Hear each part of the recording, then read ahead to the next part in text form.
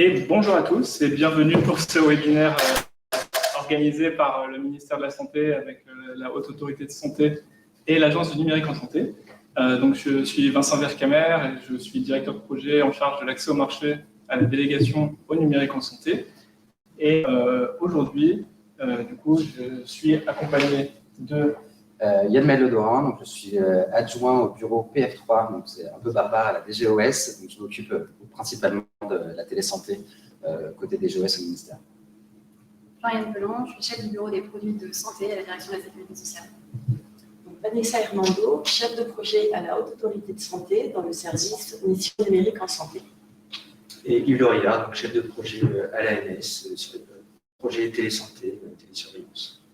Donc, merci beaucoup à tous les participants qui sont présents aujourd'hui. Il y avait plus de 700 inscrits. Là, vous êtes plus de 300 à vous connecter. Pendant que vous arrivez, rapidement préciser quelques points. Donc, n'hésitez pas à poser toutes les questions que vous avez dans la section questions et pas dans le chat. On va essayer on a gardé un temps de réponse assez important à la fin pour pouvoir échanger sur ces questions. Dans la mesure du possible, on essaiera d'y répondre en direct. Vous retrouverez bien entendu l'intégralité du support qui vous sera présenté ainsi que le replay très prochainement à l'issue du webinaire. Donc, pour rentrer un peu plus dans les détails, donc ce webinaire, c'est vraiment l'occasion pour nous de vous présenter les grandes lignes du remboursement de la télésurveillance en France, avec des éléments assez synthétiques de la part des différents acteurs. N'hésitez pas à vous rendre à l'issue du webinaire, et la semaine prochaine, on va mettre un certain nombre de contenus supplémentaires sur la plateforme Genius qui accompagne les innovateurs de l'e-santé. En particulier, vous aide à décrypter la réglementation, les différentes étapes du parcours pour que votre solution de télésurveillance soit remboursée, et bien entendu, les liens vers les différents guichets et les différents guides de dépôt pour fournir toutes les pièces nécessaires à l'évaluation de votre dossier. Donc, n'hésitez pas à suivre la page LinkedIn ou vous inscrire à la newsletter Genius pour être informé de la publication prochaine de ces contenus. Donc, pour rentrer dans le vif du sujet, après avoir été un pionnier mondial de la télésurveillance avec l'expérimentation étape qui se termine au 1er juillet, la France va devenir l'un des premiers pays européens à faire rentrer dans le droit commun la télésurveillance et à rembourser les solutions qui permettent de faire cette télésurveillance médicale, avec probablement le plus grand nombre de patients qui seront suivis au niveau européen. Donc, sans plus attendre, je vais laisser Yann Maël-Ledorin nous présenter pour la Direction générale de l'offre de soins, vous rappeler d'où l'on vient et où l'on va par rapport à étapes et par rapport à le droit commun, qui est la suite logique de cette expérimentation. Exactement, donc bonjour à tous et merci pour l'invitation. Alors j'ai la tâche la plus simple aujourd'hui, ça va de rappeler l'existence qu'il y avait jusqu'à étape et un peu pourquoi on a décidé de rentrer dans le droit commun et les très grandes lignes, parce que Floriane précisera les grandes lignes derrière du nouveau modèle. Je pense qu'on est tous là aujourd'hui, donc plus de 700, parce qu'on partage un objectif commun ou un constat commun qui est que la télésurveillance représente un énorme levier pour notre système, à la fois pour l'amélioration, et principalement pour l'amélioration du suivi et de la qualité des prises en charge des patients, mais aussi, il ne faut pas l'oublier, sur l'impact potentiel de la télésurveillance et des outils numériques au sens large, sur l'optimisation des parcours et des organisations soignantes, sur le fait que ça permet aux soignants de mieux coopérer, de mieux s'organiser autour du patient. Donc, il y a vraiment ces deux volets sur lesquels on attend énormément de choses et sur lesquels les impacts qui ont déjà commencé à être montrés dans certaines pathologies sont assez importants et qui ont fait que le souhait des acteurs français au sens large, à la fois de terrain, mais des institutions, des différentes institutions, a été de pouvoir faire bénéficier aux professionnels et aux patients le plus rapidement possible de ces nouvelles organisations, ces nouvelles activités. Globalement, on a commencé, alors les cahiers des charges sont sortis en 2016, donc c'est la diapositive juste après, sur étape, avec une expérimentation qu'on appelait ETAPE, qui avait pour but, dans 5 pathologies, donc insuffisance cardiaque, insuffisance rénale, insuffisance respiratoire, diabète et patients porteurs de prothèses cardiaques implantables, de tester un modèle tarifaire, principalement, et organisationnel de ce que pourrait être le futur droit commun de la télésurveillance en France. Donc, les premiers patients ont été inclus en 2018. Je pense que vous connaissez bien, et nombreux d'entre vous y ont participé. On est à peu près aujourd'hui à, alors fin 2021, on avait les chiffres figés du nombre de patients inclus, donc c'est la diapositive d'après. Pardon, là vous voyez la croissance, donc ça a démarré lentement en 2018 et il y a eu une accélération notamment pendant la crise Covid, avec un nombre de patients, on est sur le nombre de patients inclus depuis le début d'étape, donc à fin 2021.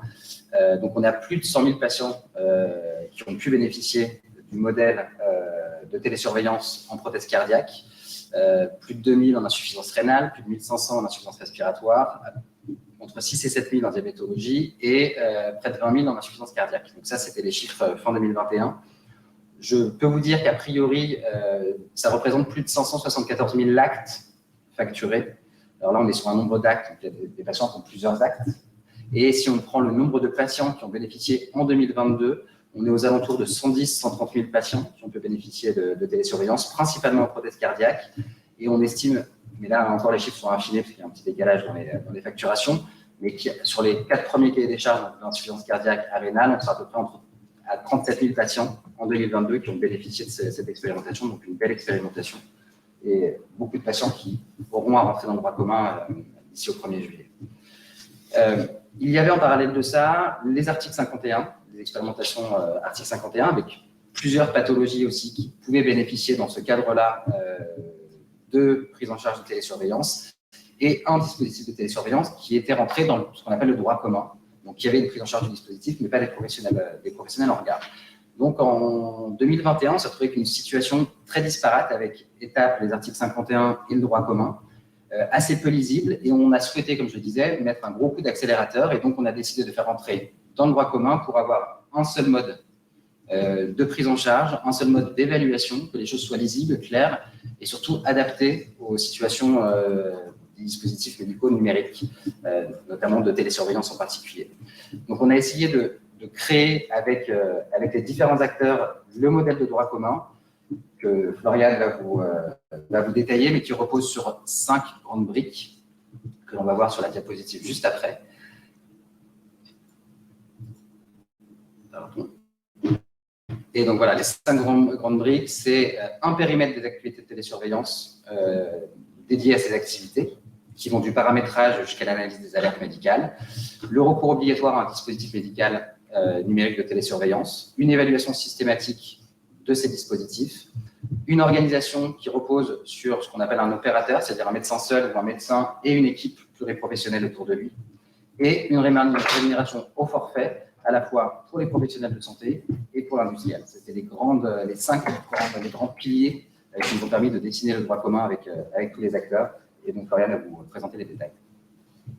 Effectivement, donc si on rentre un peu plus dans le détail de comment est-ce que ça se concrétise pour la mise en œuvre de ce nouveau cadre de droit commun, donc pour cela, on a déjà eu la brique de la loi de financement de la sécurité sociale, donc avec la LFSS pour 2022, 2 articles emblématiques sur le numérique. Le premier, vraiment sur les activités de télésurveillance médicale, donc la création de ce droit commun pour définir comment pourra se faire la prise en charge de ces activités de télésurveillance, et avec un article qui est l'article 58 spécifique pour un cadre de prise en charge en amont du droit commun pour des dispositifs médico-numériques. Alors, à la fois les dispositifs médico-numériques qui sont utilisés dans le cadre d'activités de télésurveillance médicale, mais aussi des dispositifs médico-numériques à visée thérapeutique. Donc, évidemment, pour mettre en musique une loi, il nous faut des textes d'application.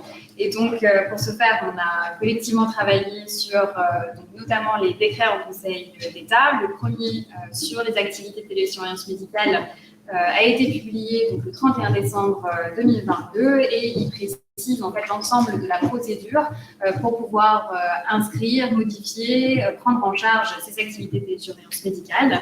Et sur la prise en charge anticipée numérique, donc ce dispositif en amont du droit commun pour le numérique, le texte est actuellement en cours de travail et sera publié au mois de mars pour une entrée en vigueur à la suite de la publication.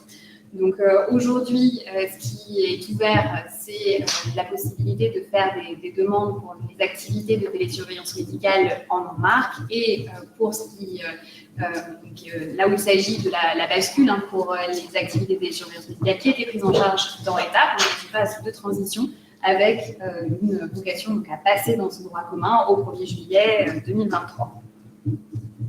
Donc peut-être on peut rentrer un peu plus en détail à présent dans finalement comment est-ce qu'on peut bénéficier d'une prise en charge au titre du droit commun pour une activité de télésurveillance médicale.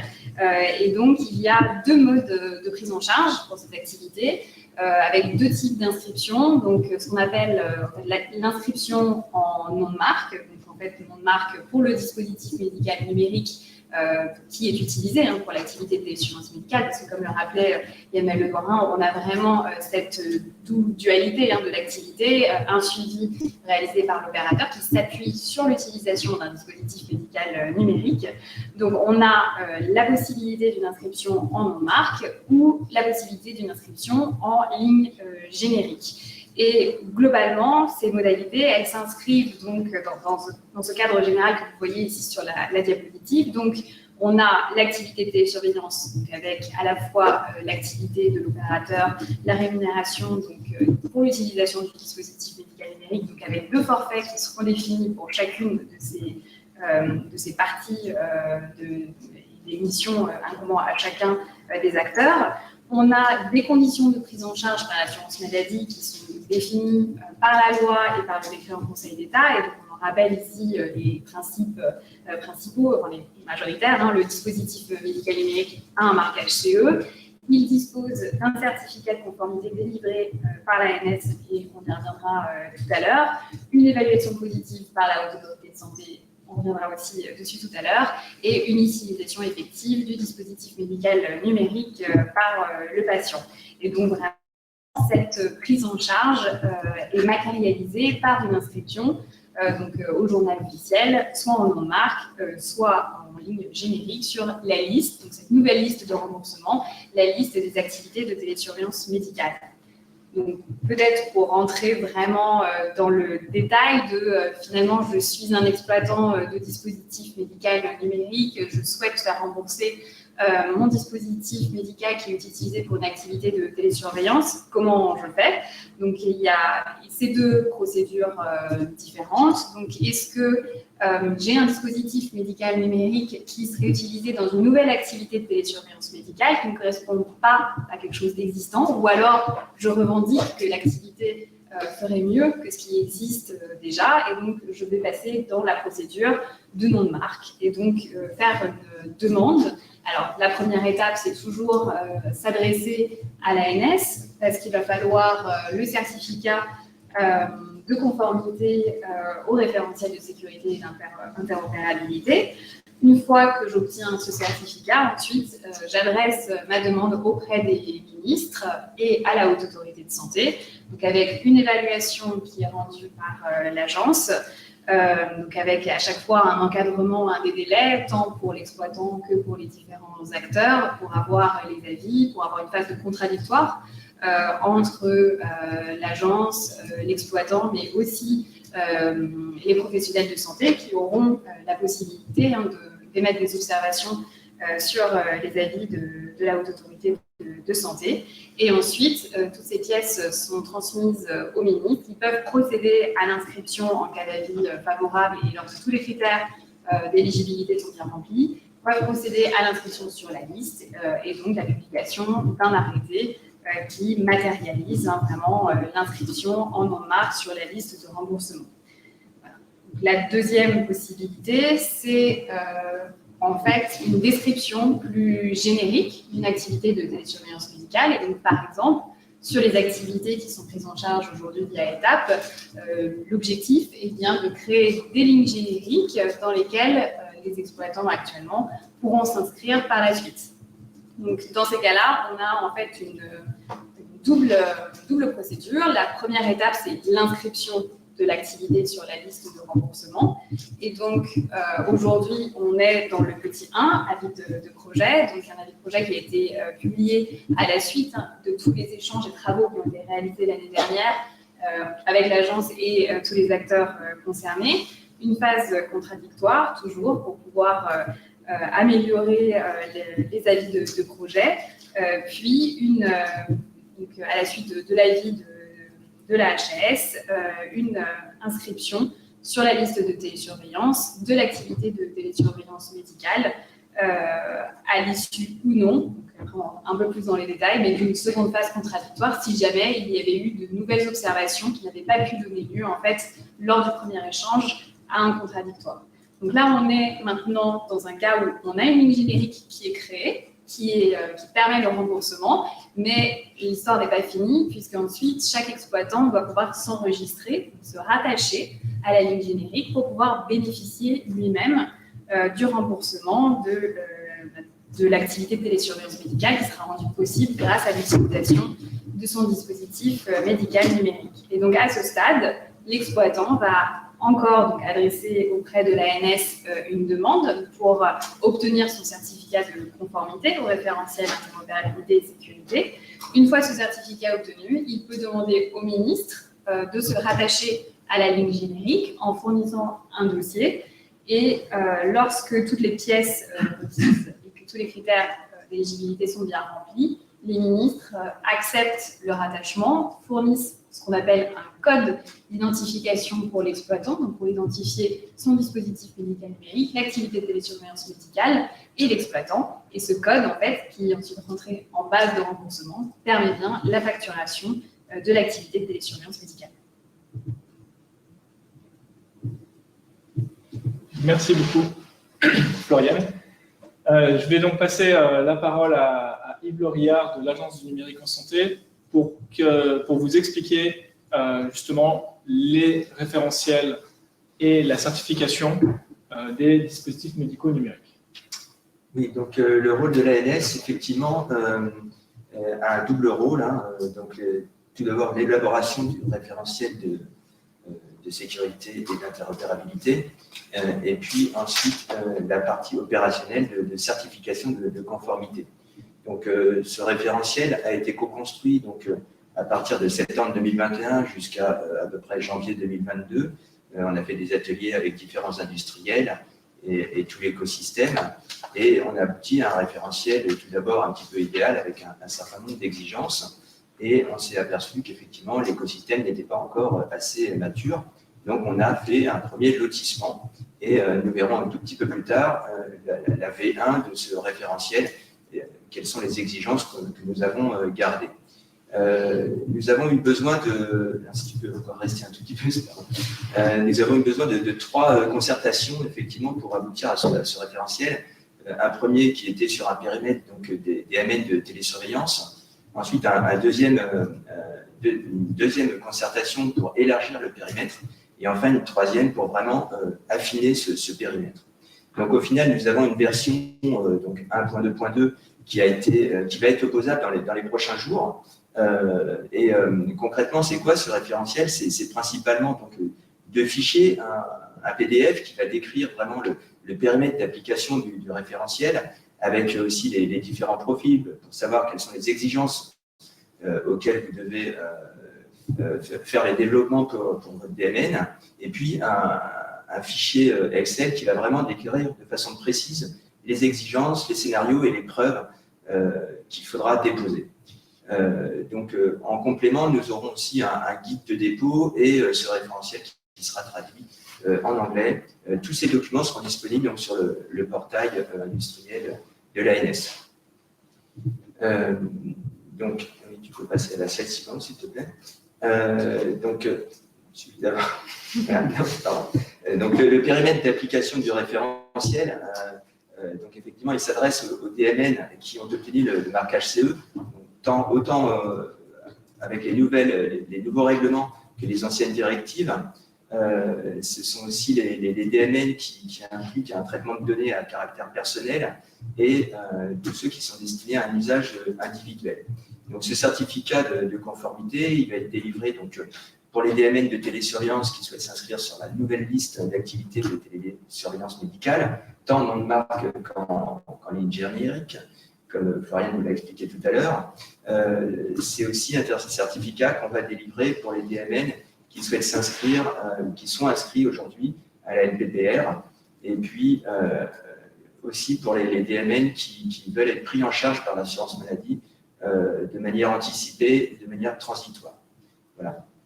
Donc, slide suivante. Donc, qu'est-ce qu'il y a dans ce référentiel, dans cette V1 donc, on a à peu près 6 sections, dont la première, la plus importante, c'est effectivement tout ce qui concerne l'INS.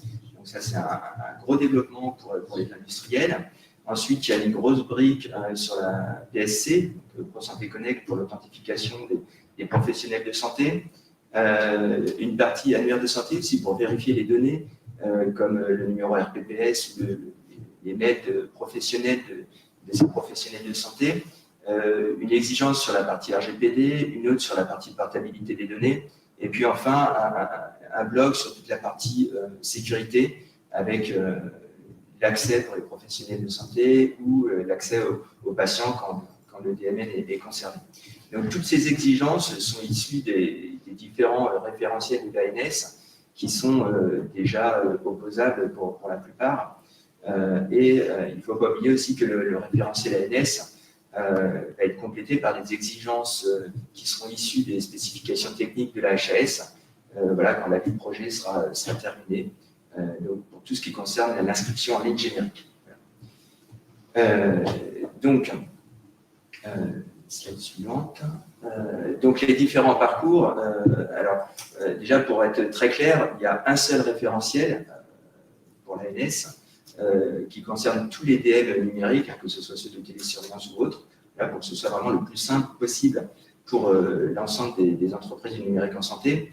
Un seul référentiel, une seule plateforme aussi, qui est convergente pour délivrer le certificat de conformité au référentiel. Par contre, nous avons effectivement plusieurs parcours. En gros, un parcours par mode de financement, comme on l'a vu tout à l'heure, un parcours pour le nom de marque, un autre parcours pour la ligne générique. On a différencié ces parcours parce qu'effectivement les process sont légèrement différents, mais les exigences d'interopérabilité et de sécurité sont les mêmes. Donc le parcours en nom de marque va être en mode nominal dans les prochains jours, c'est vraiment imminent l'ouverture. Le parcours en ligne générique, lui, est ouvert déjà depuis août en mode transitoire. Il pourra être ouvert en mode nominal que courant avril, probablement.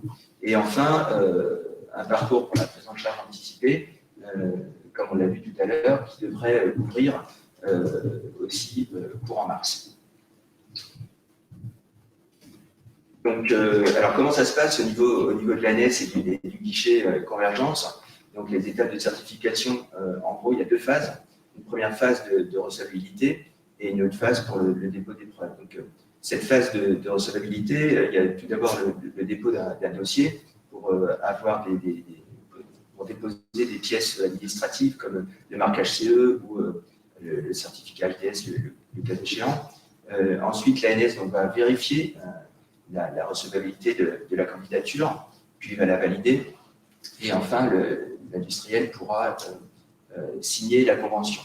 Il pourra alors rentrer dans la deuxième phase, qui est le dépôt des preuves en tant que tel. Et une fois qu'il aura déposé ses preuves, l'ANS pourra donc instruire ce dossier et, à l'issue, attribuer donc un certificat de conformité au référentiel d'interopérabilité et de sécurité.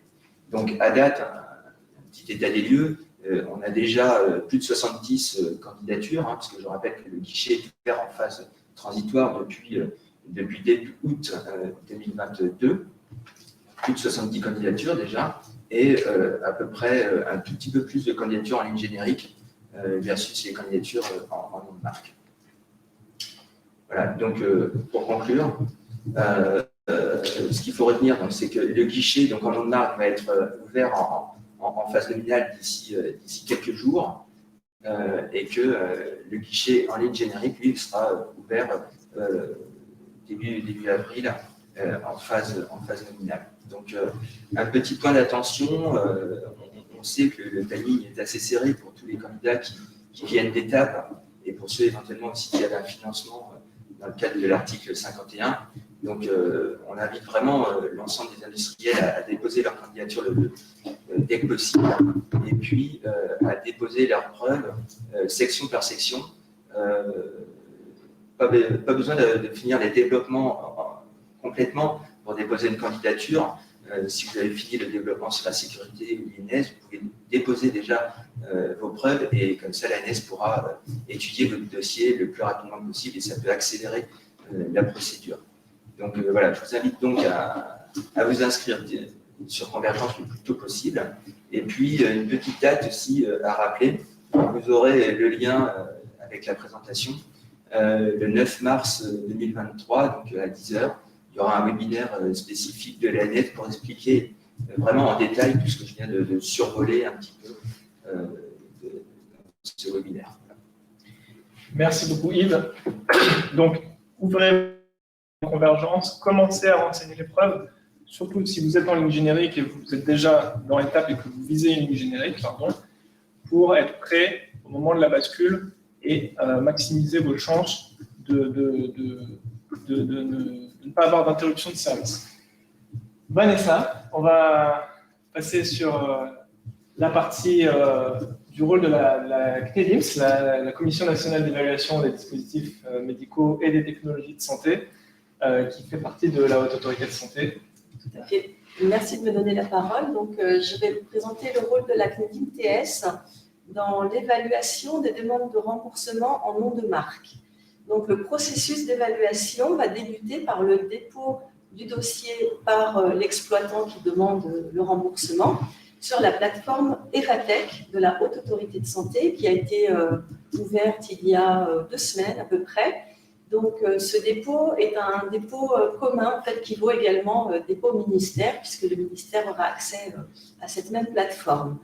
Donc, les exploitants doivent également penser à déposer une copie de leur dossier auprès des CMT concernés par l'activité de télésurveillance. Donc, une fois que le dossier est complet, le ministère enverra un accusé de réception de la demande à l'exploitant. Et il faut savoir que, bien que le dossier soit complet, s'il manque des éléments nécessaires à l'évaluation, le ministère et la Haute Autorité de Santé ont la possibilité de demander des éléments complémentaires et de suspendre le dossier et les délais pendant le temps que prendra le demandeur pour donner ces éléments complémentaires. Donc, une fois que tous les éléments sont réunis, l'instruction du dossier peut débuter à la HAS par un chef de projet. Et une fois que l'évaluation a été faite, le dossier est examiné par la commission. Donc, la commission, elle adopte un projet d'avis. Ce projet d'avis est envoyé au demandeur et au CMP concerné, puisque comme le disait Floriane, l'activité de télésurveillance a un fort impact sur l'organisation des soins et sur les missions et les activités des professionnels de santé. Donc, ils sont concernés par cette phase contradictoire et ils peuvent faire des remarques à la commission ou demander à être entendus par la commission en audition au même titre que l'exploitant du DMN. Donc, à l'issue de la phase contradictoire, la CNEDIMS TS adopte l'avis définitif qui sera mis en ligne et envoyé aux demandeurs, au CMP et au ministre. Donc, c'est un avis consultatif. Donc, je vais vous présenter les critères d'évaluation, enfin plus précisément un critère d'évaluation sur lequel la commission doit donner son avis et se prononcer. Donc, le critère, il est décrit dans le décret du 31 décembre 2022. Il s'agit de l'intérêt attendu de l'activité de télésurveillance médicale pour la prestation médicale. Donc, l'intérêt va être évalué par la commission dans chaque indication revendiquée au regard de la place de l'activité de télésurveillance dans la stratégie de prise en charge du patient. La commission, elle va examiner 3 composantes pour donner son avis sur ce critère. Donc, tout d'abord, l'amélioration clinique de l'état de santé du patient. Donc, bien sûr, ce bénéfice est mis au regard des effets indésirables et des risques pour le patient. s'agit bien sûr d'évaluer ce bénéfice-risque. Ensuite, la deuxième composante, c'est le gain significatif que va apporter l'activité de télésurveillance dans l'organisation des soins. Donc, pour cette composante, on va regarder plus précisément les moyens humains et matériels qui sont en fait mis en œuvre et impactés, et également les traitements thérapeutiques mobilisés. Donc, bien sûr, cette amélioration potentielle dans l'organisation doit se faire sans perte de chance pour le patient. Et la troisième composante, c'est l'intérêt de santé publique. Donc, cet intérêt va porter sur deux aspects. Tout d'abord, l'impact attendu sur la santé de la population, avec donc l'impact potentiel sur la mortalité, la morbidité, la qualité de vie et la capacité à répondre à un besoin thérapeutique non couvert, donc eu égard à la gravité de la pathologie. Le deuxième aspect dans l'intérêt de santé publique, c'est l'impact sur les politiques et les programmes de santé publique. Donc, quels sont les comparateurs retenus par la Commission pour donner son avis sur l'intérêt attendu de l'activité de télésurveillance? Donc, ces comparateurs, ils sont également définis dans le décret. Donc, il va y avoir deux cas. Donc, si aucune activité de télésurveillance n'est inscrite sur la liste dans l'indication revendiquée, la comparaison va se faire par rapport au suivi médical conventionnel. Et pour pouvoir prétendre à un remboursement, la solution qui demande le remboursement doit présenter un intérêt supérieur à ce suivi médical conventionnel. L'autre cas, ça va être le cas où d'autres activités de télésurveillance médicale sont déjà inscrites dans la même indication. Et dans ce cas-là, la comparaison, elle doit se faire par rapport à chacune des activités de télésurveillance déjà inscrites. Et si ce n'est pas possible, à minima, la comparaison se fera par rapport à la dernière activité de télésurveillance inscrite. Donc, dans ce cas, pour prétendre au remboursement, la solution qui demande la prise en charge devra démontrer un intérêt équivalent ou supérieur donc, au comparateur.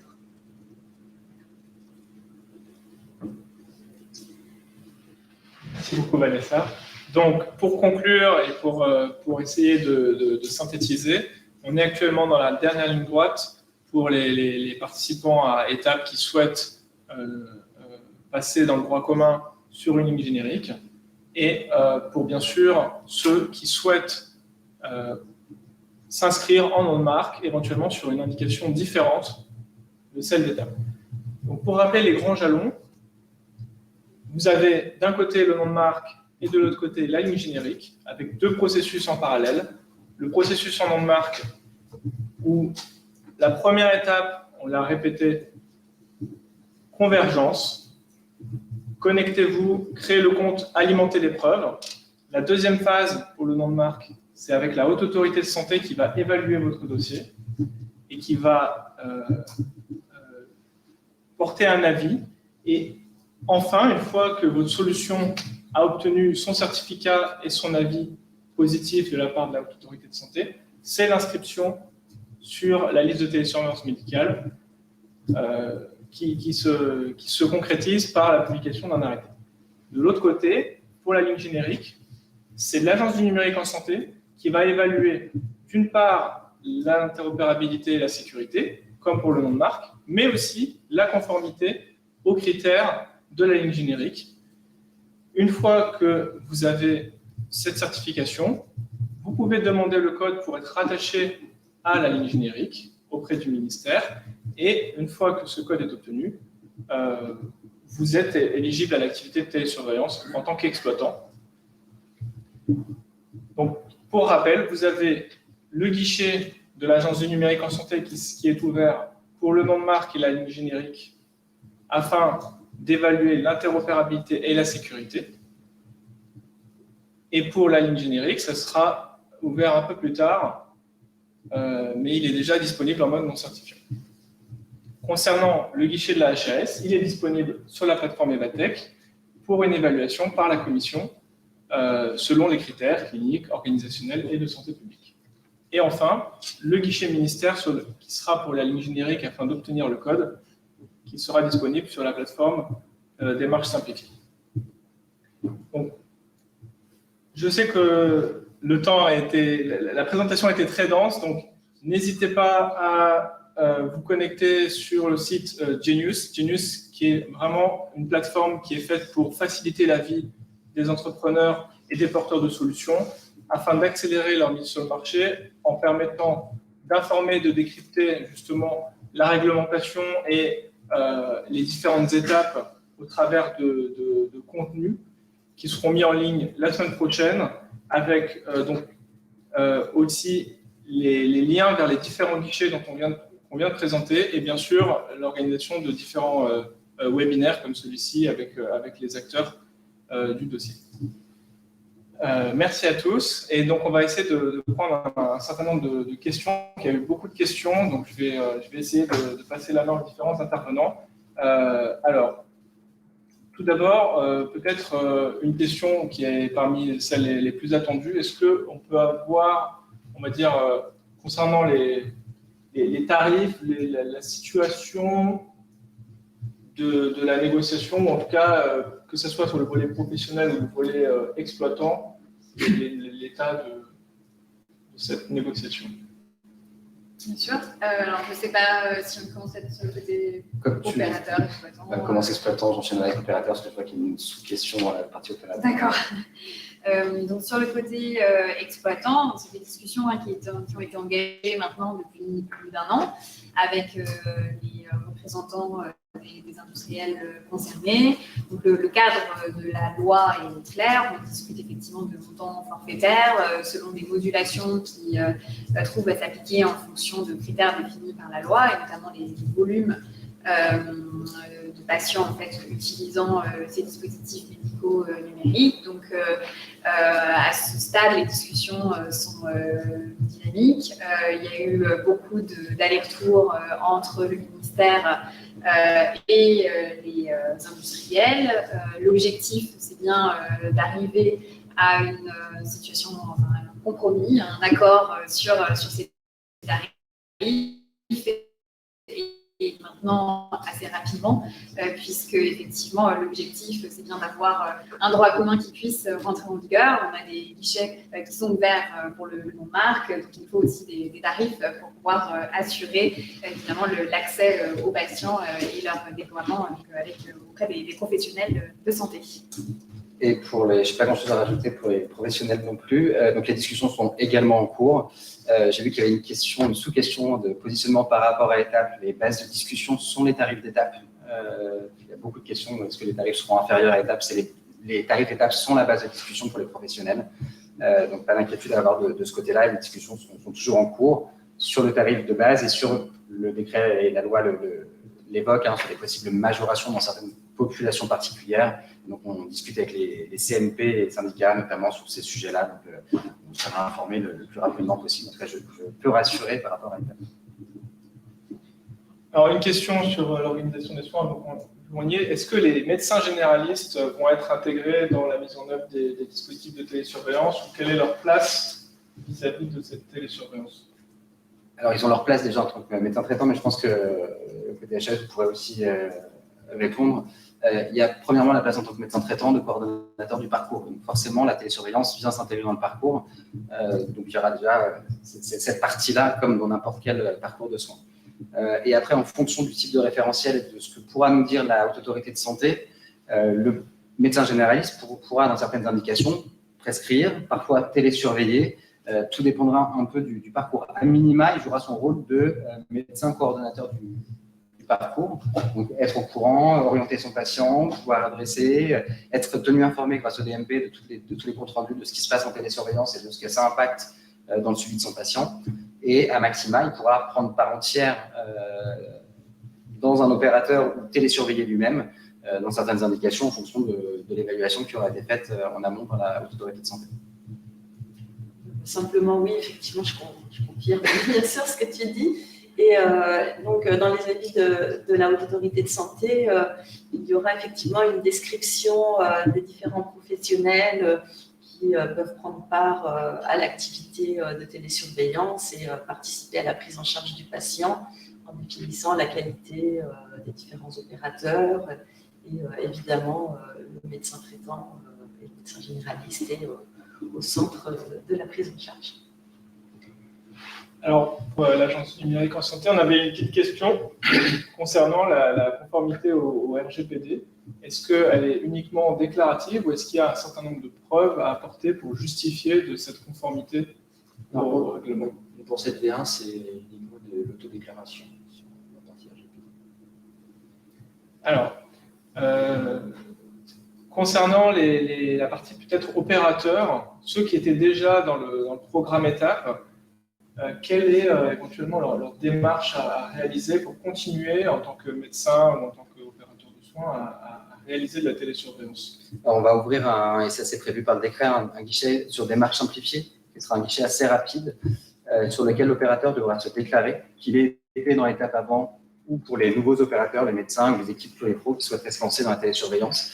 Il y a cette démarche à faire qui prendra 10-15 minutes. On fera un petit guide explicatif pour que ça soit fait le plus vite possible et pour vous dire qu'est-ce qui doit être préparé en amont.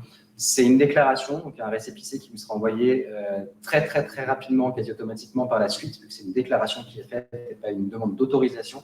Et donc c'est une démarche assez rapide qui est prévue avec le guichet qui sera mis en ligne courant mars, le formulaire sur démarche simplifiée qui sera assez rapide. On est sur du 15-20 minutes grand maximum pour remplir et faire la déclaration. Et concernant les infirmiers, il y a une question sur la place des infirmiers, en particulier les libéraux, dans la télésurveillance. Alors, sur la place, quel rôle à jouer dans l'organisation? Quel rôle à jouer dans l'organisation et comment ils vont pouvoir justement éventuellement facturer Alors, la complexité est plus de ce côté-là et on a des choses à proposer. Donc, quand je parle de complexité, c'est que ça change. À l'hôpital, c'est simple. L'équipe, c'est l'hôpital qui facture, donc peu importe le nombre de professionnels qu'il a dans son équipe, dans son service. Donc, les choses sont un peu plus simples. En ville, effectivement, la télésurveillance pourrait être faite par un médecin seul ou par une équipe, et souvent par des équipes d'ailleurs. Et là, plusieurs possibilités. Soit cette équipe est en centre de santé, donc c'est le centre de santé qui facture pour l'équipe et qui redistribue. Les médecins sont salariés, c'est assez simple. Et après, en libéral, on a d'autres possibilités que sont les MSP, les maisons de santé pluriprofessionnelles. Donc là, c'est ce qu'on appelle la CISA, c'est-à-dire la structure qui porte la maison de santé, qui facture et qui redistribue à ses membres. Donc là aussi, c'est assez simple. Et autre cas, les professionnels libéraux, donc médecins, infirmiers, souhaitent travailler ensemble, mais ils ne sont pas dans une de ces deux structures.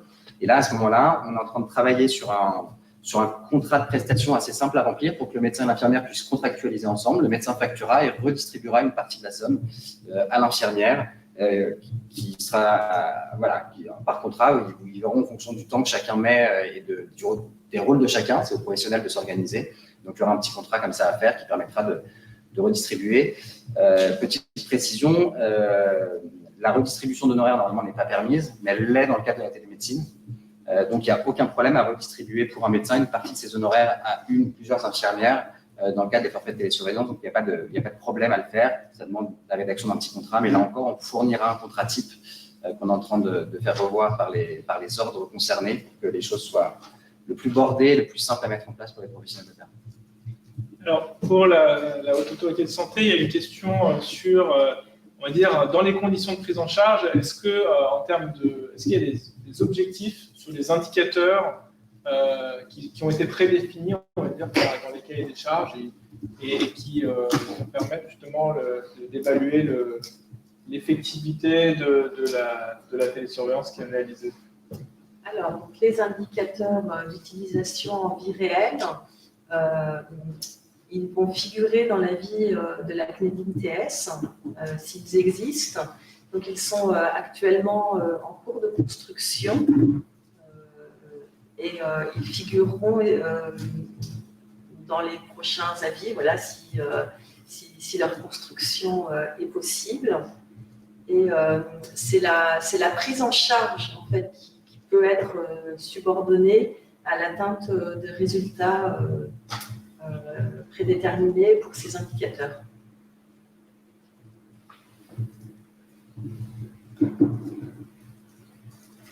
Il y a une question qui est, est-ce que plusieurs exploitants peuvent bénéficier d'un même remboursement générique avec une même solution numérique?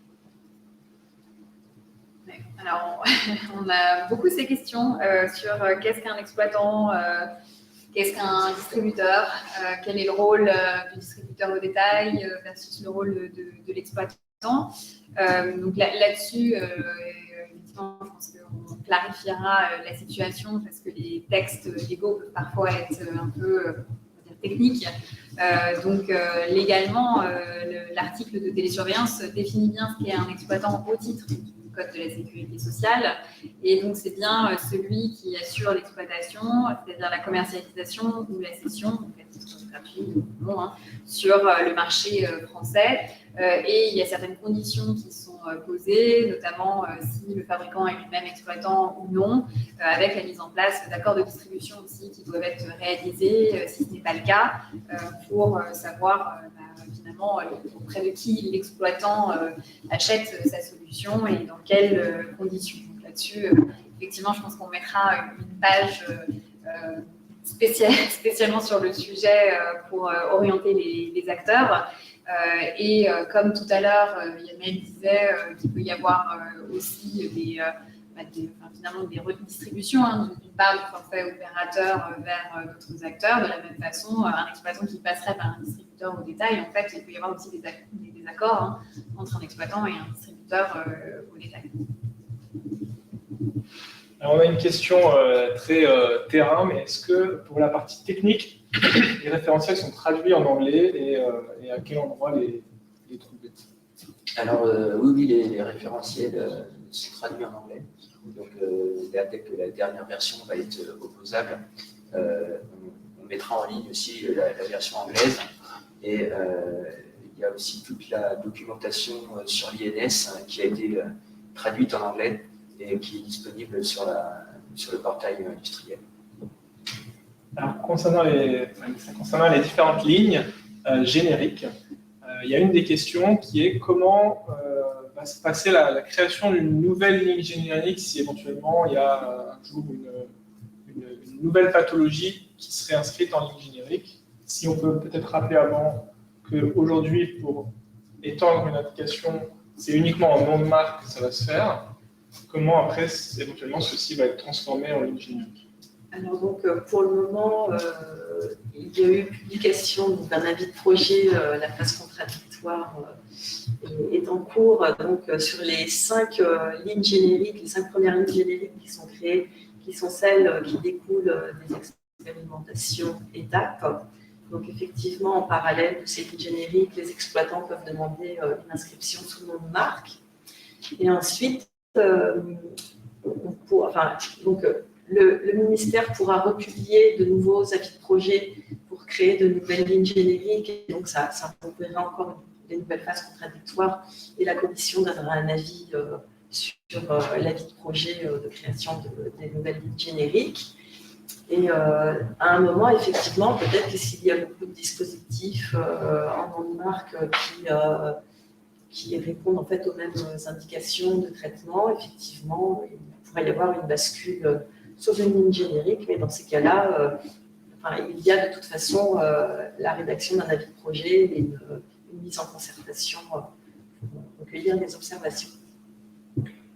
Alors, on a une question justement sur les solutions de télésurveillance et des industriels concernant mon espace santé. Donc, à savoir, est-ce que avoir obtenu la certification ANS permet d'accélérer l'inscription au catalogue de services de mon espace santé?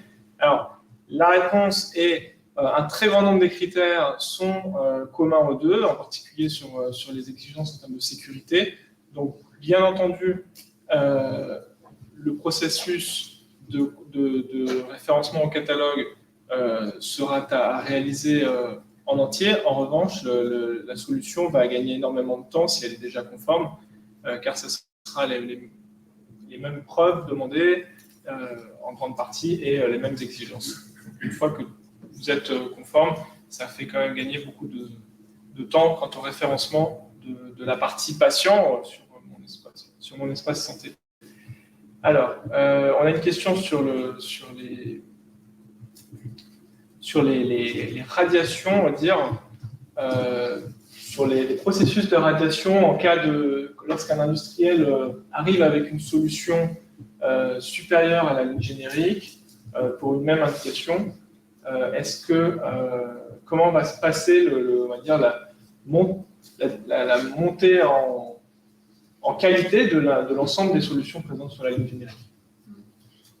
En effet, la loi prévoit que pour une activité de télésurveillance médicale, si jamais une nouvelle activité arrive et qu'un intérêt supérieur est reconnu par la Haute Autorité de Santé pour cette activité au regard d'activités déjà inscrites, l'objectif est de faire basculer les patients vers cette nouvelle activité de télésurveillance médicale qui donc est mieux-disante, qui devient finalement le nouveau standard de soins pour ces patients dans cette indication donnée.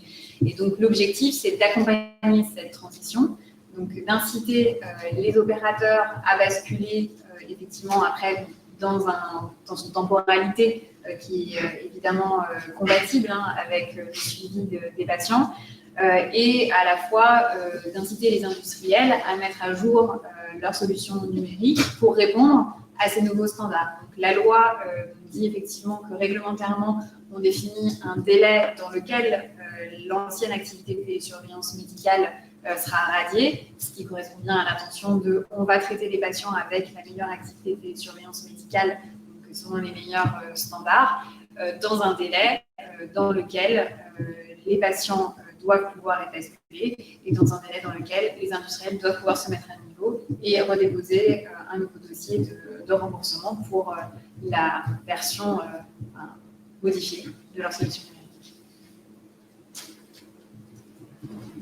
Alors, je pense qu'il y a une question peut-être sur est-ce que le distributeur et le fabricant doivent tous les deux réaliser l'inscription aujourd'hui, ou est-ce que c'est une délégation de l'un vers l'autre pour l'inscription en ligne générique? L'objectif, c'est que les choses soient claires.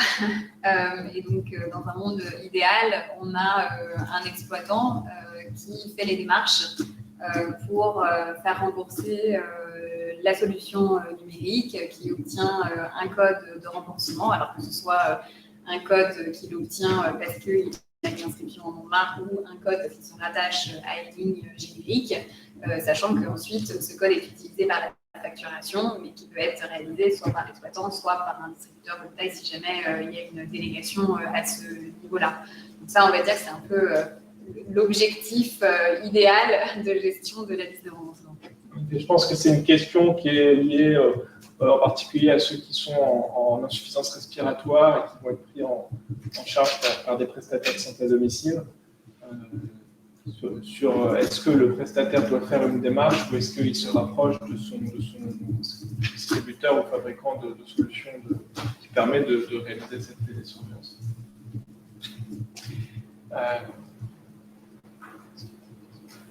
Il y a peut-être une question sur, peut-être pour revenir au début, sur nom de marque versus ligne générique, peut-être juste pour reclarifier ce point-là, dans quel cadre on se trouve et pourquoi est-ce qu'on fait une démarche en nom de marque ou pourquoi est-ce qu'on fait une démarche en ligne générique.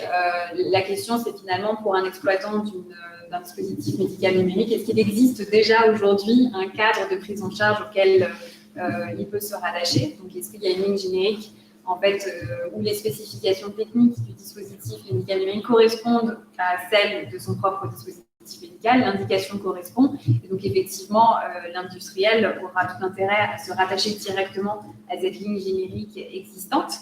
En revanche, s'il n'existe rien, il n'y a pas cette possibilité, donc il va devoir faire une démarche propre et donc une demande d'inscription en marque, ou s'il revendique une amélioration par rapport à l'existant.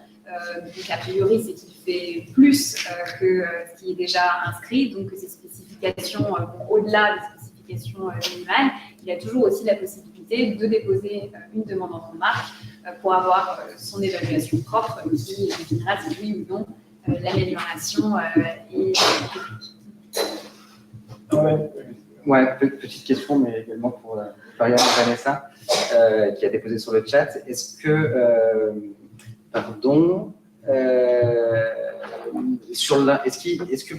l'impact sur la qualité de vie du patient pourrait être reconnu en termes d'évaluation pour la télésurveillance?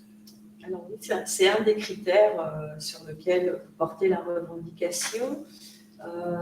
Donc la qualité de vie du patient c'est un critère qui peut être évalué. Il existe des grilles en fait de recueil, des grilles validées. On a des grilles génériques et on a également des grilles qui existent pour certains domaines thérapeutiques, par exemple en insuffisance respiratoire, il existe des grilles spécifiques pour évaluer la qualité de vie du patient. Donc, une activité de télésurveillance peut effectivement demander un remboursement si elle est capable de démontrer une amélioration de la qualité de vie du patient. Alors, on sent dans les questions qu'il y a beaucoup de demandes de la part des fabricants ou des exploitants sur des questionnaires génériques d'évaluation de la qualité de vie, on va dire des bonnes pratiques sur les seuils d'alerte et sur les niveaux d'alerte, sur le suivi. Est-ce qu'il y a des travaux en cours qui vont permettre justement de savoir quel type de questions poser pour faire le suivi ou pour recueillir, que ce soit le suivi, on va dire, quotidien ou que ce soit pour démontrer des bénéfices qualité de vie vis-à-vis des questionnaires ou vis-à-vis des seuils? En fait, il y a deux niveaux de réponse. Donc, la CNEDIM TS, elle va définir sa doctrine d'évaluation. Et la doctrine n'est pas rédigée a priori, puisqu'elle a besoin de commencer à évaluer les dossiers. Effectivement, après, elle rédigera un document qui rappelle les grands principes d'évaluation de la télésurveillance médicale. Donc, je pense qu'à ce moment-là, effectivement, les exploitants auront des pistes pour rédiger les dossiers, faire leurs revendications.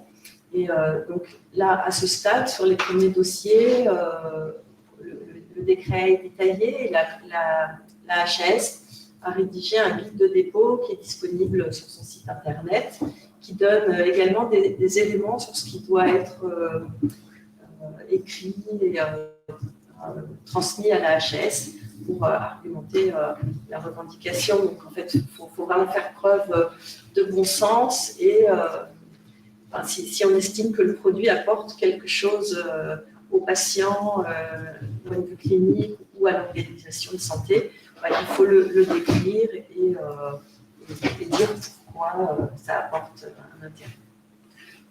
Et peut-être compléter sur cette question, parce qu'il y avait une sous-partie aussi sur la question est-ce qu'on va imposer des seuils, par exemple, est-ce qu'on va imposer dans les référentiels de l'autorité de santé que l'alerte se déclenche si la glycémie dépasse 3 grammes ou 2,5 grammes. Voilà, est-ce qu'on ira jusque-là? C'est pas ce qu'il y a aujourd'hui dans les référentiels, il n'y a pas de seuil, c'est aux professionnels de choisir ces seuils. Et je pense qu'il y a tout un travail que commencent déjà à faire les CNP de positionnement au fur et à mesure et d'évolution. Mais ça, c'est plutôt aux professionnels de dire ce qui est pertinent et aussi, il faut rester fluide parce qu'il faut aussi s'adapter aux patients. Le patient qu'on a en face de nous n'a pas forcément les mêmes besoins. On voit bien dans le diabète, dans l'insuffisance cardiaque. Il n'a pas la même histoire, il ne vit pas de la même façon que ses hypoglycémies. Ses symptômes de déclenchement d'une insuffisance cardiaque ne sont pas forcément exactement toujours les mêmes d'un patient à l'autre. Donc, imposer des seuils, ça peut aussi être dangereux. Il faut que la télésurveillance marche et qu'il y ait des preuves, ça c'est une chose. En tout cas, mettre des seuils fixes, c'est plus ou moins dangereux. Une autre question, ça a été sur est-ce que les industriels peuvent toujours faire le préfiltrage? C'est une question qu'on a souvent. Donc, c'est souvent ce qu'on appelle le filtrage des alertes artefactuelles. Et ça, c'est toujours possible. Il n'y a aucune interdiction.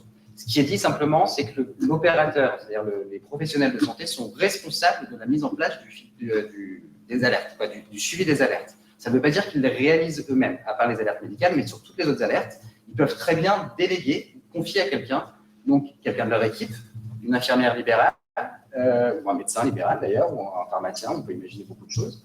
Et ça peut aussi être une délégation qui se fait à l'industriel. L'industriel fait ce préfiltrage comme ils le font aujourd'hui dans l'étape. Il y a simplement quand vous signerez la convention entre l'industriel et le professionnel, ce qui était déjà le cas dans l'étape, il faut juste mettre qui fait quoi, qui réalise quoi, que les choses soient très claires. Et à partir de ce moment-là, il n'y a aucun problème pour que le préfiltrage continue à être réalisé par les industriels, comme c'est le cas aujourd'hui.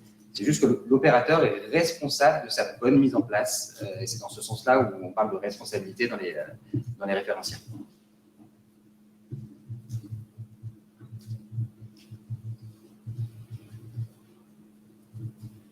Alors, il y a une question sur le RGPD. Est-ce qu'il est prévu une sorte de contrat unique pour pour le RGPD pour faciliter les démarches, notamment pour chaque établissement de santé. Alors là, il y a plusieurs niveaux de réponse. Et effectivement, les établissements de santé vont devoir à la fois conventionner, comme je disais, avec les opérateurs, et aussi passer des appels d'offres pour les établissements de santé publics. Donc, plusieurs choses qui sont en train d'être faites, et je ne sais pas si tu vas compléter après. Premièrement, on va essayer de voir, notamment de discuter, savoir si on peut simplifier le process d'accès au marché. Il y a notamment des choses qui peuvent être explorées, type l'accès à des centrales d'achat. Mais ça, voilà, il faut qu'on en discute avec les centrales pour voir si c'est faisable. Il y a ce genre de choses qui peuvent être mises en place. On peut aussi aider à mettre des mises en place de conventions types. Ce qui est sûr, c'est que ce sera beaucoup plus simple que dans l'étape. Parce qu'autant dans l'étape, il fallait que vous pensiez à toutes les étapes. C'est-à-dire RGPD, système d'info, conformité en termes de bonnes pratiques. Il fallait que tout soit évoqué dans ces fameux conventionnements que les établissements faisaient avec les industriels. Là, ça sera beaucoup plus simple dans le sens où l'agence du numérique en santé aura déjà vérifié, ou en tout cas aura déjà mis un certificat sur un grand nombre d'épreuves en termes de système d'info, donc hébergement de données de santé, IMS, sécurisation, etc. Donc tout ça, ça va disparaître des conventionnements, ça sera beaucoup plus simple. Et également, il y a les engagements du référentiel de la Haute Autorité de Santé, les fameuses lignes génériques, qui classent les choses. Donc, c'est-à-dire que l'outil que vous utiliserez sera à la fois certifié en termes de SI et certifié en termes de ce qu'il fera au quotidien, parce qu'il sera obligé de répondre aux engagements de la ligne générique. Donc, ça permettra de diminuer grandement les conventions et de simplifier le travail. Et on essaiera de travailler, si on peut, sur des modèles de conventions un peu génériques à mettre à disposition à la fois des hôpitaux qui ont leur propre questionnement et des professionnels libéraux qui ont aussi d'autres types de conventions qui n'ont pas forcément les mêmes questions, mais on essaiera de fournir tout ce qu'il faut pour simplifier la mise en place. Alors, on a une question pour l'agence du numérique en santé sur les questions techniques. Est-ce qu'il y a un accompagnement des industriels ou des porteurs de solutions, en particulier sur les questions techniques, que ce soit sur le guide ou que ce soit en termes d'échange, par exemple, au niveau de l'interopérabilité, s'il y a certaines zones d'incompréhension, comment ils peuvent se rapprocher de l'ANS pour en savoir plus? Oui, bien sûr. Donc, oui, on accompagne, c'est-à-dire qu'on répond aux questions des entreprises du numérique en santé. On a une mail, télésanté@isanté.gouv.fr. Donc, on peut faire aussi des rapides calls pour répondre à certaines questions générales. On a des experts aussi pour répondre à certaines questions. Une fois que le dossier est déposé dans Convergence, on a un système aussi de messagerie pour répondre à l'ensemble des questions. Donc, il y a vraiment des allers-retours. Donc, on accompagne les industriels, bien sûr, pour aller jusqu'au bout. Ça fait partie de notre rôle.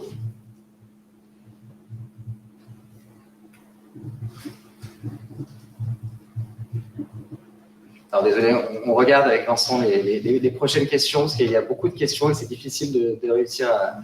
Il y a peut-être des questions sur les délais où on n'a peut-être pas été... Alors, peut-être reprendre les délais sur chaque procédure. J'ai l'impression que ça revenait pas mal dans les questions. Yes, ouais. Du coup, en très schématique, au niveau de l'ANS, c'est un délai. Nous, on a 60 jours calendaires pour étudier le dossier. Donc, il faut savoir qu'à chaque fois qu'il y a un aller-retour avec l'industriel, si une preuve n'est pas conforme, ces 60 jours, ce compteur s'arrête. Donc, ça peut dépasser. Par contre, dans l'idéal, si toutes les preuves déposées sont conformes, on a un maximum de 60 jours pour répondre. Donc, en fonction de notre charge de travail, ça peut être moins, mais en tout cas, c'est un maximum. Par contre, si effectivement, il y a beaucoup d'allers-retours parce que les preuves ne sont pas conformes, ça peut aller au-delà de ces 60 jours en termes de délai. Voilà. Au niveau d'une évaluation en nom de marque, donc la HAS a 90 jours pour répondre. Donc, de la même façon, si des éléments complémentaires doivent être fournis, il y a possibilité d'arrêter le calendrier en attendant que les preuves soient déposées. Et donc, en cas de nom de marque, ensuite, les ministres ont au maximum 30 jours pour officialiser la décision de prise en charge. Et il reste, pour le rattachement à une ligne générique, si jamais l'exploitant fait une demande de code pour se rattacher, les ministres ont là encore 2 mois ou plus pour faire une réponse et donc attribuer des codes ou expliciter un processus d'attribution de code.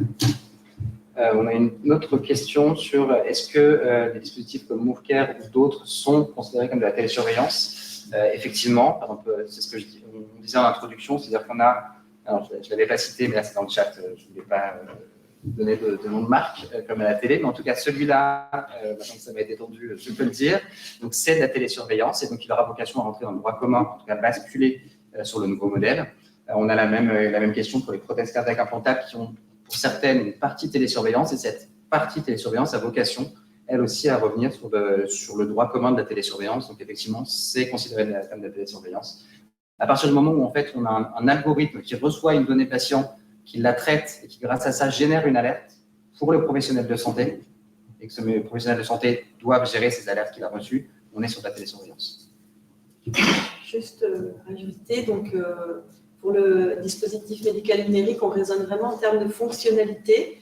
Donc, il va y avoir des fonctionnalités de télésurveillance et dans ces cas-là, il faut demander une inscription sur la liste des activités de télésurveillance. Mais si ce même dispositif a également des fonctionnalités avec un effet thérapeutique, une visée thérapeutique, il peut demander également son inscription sur la liste des produits et prestations remboursables. Donc, il faudra déposer un autre dossier auprès de la HAS, parce que ce sont 2 procédures différentes.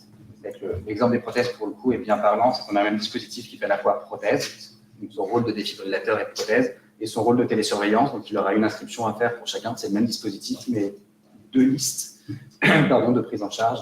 Et on peut imaginer beaucoup de variantes, et il y en aura de plus en plus dans les années à venir, parce qu'il y a beaucoup de choses qui se développent. Alors, il y a énormément de questions, hein, donc on va essayer d'en prendre encore quelques-unes. J'en vois une peut-être, une question par rapport au dépôt de dossier, même si le cadre tarifaire n'est pas encore complètement acté via la publication des arrêtés, avec une question, est-ce qu'on peut quand même faire des demandes auprès de l'ANS et faire des demandes auprès de la HAS, et puis les guichets sont ouverts, dès lors qu'ils sont ouverts, vous pouvez initier les démarches. Je dirais même au contraire, en fait, il faut vraiment commencer le plus tôt possible. On est complètement désynchronisé de la partie tarifaire. Donc, il faut commencer dès aujourd'hui à déposer ce dossier.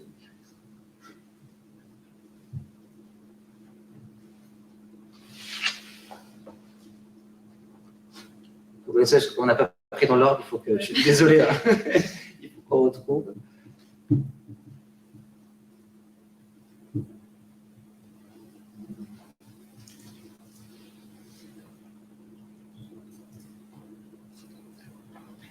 On revient sur beaucoup de questions. Oui. Il y a des questions en fait qui ont déjà été. Les délégations de tâches, les calendriers.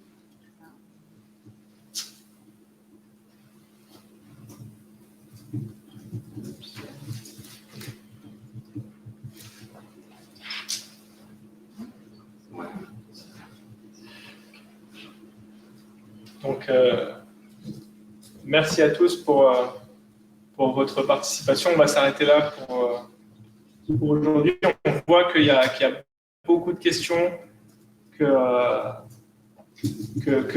devoir organiser. Il y aura l'organisation, bien entendu, de nouveaux webinaires pour préciser plus en détail les noms de marques, les lignes génériques, le travail des opérateurs, le travail des prestataires probablement qui se posent de santé à domicile, qui se posent des questions vis-à-vis de leur position, et bien entendu aussi de la prise en charge anticipée des DM numériques qui va prochainement être aussi ouverte et qui permettra en particulier aux solutions de télésurveillance qui n'ont pas encore l'intégralité des preuves et l'intégralité des données vis-à-vis de leurs essais cliniques, de commencer à être remboursés avec un processus rapide d'évaluation qui cette fois se fera en parallèle d'un côté la HAS et de l'autre côté l'Agence du numérique en santé, et qui permettra ce dispositif de prise en charge anticipée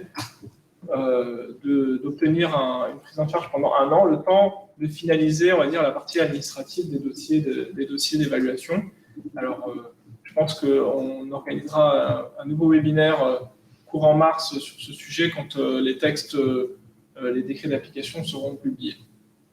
Voilà, un grand merci à tous les participants aujourd'hui qui est en ligne et tous les intervenants. Et merci beaucoup, très bonne journée.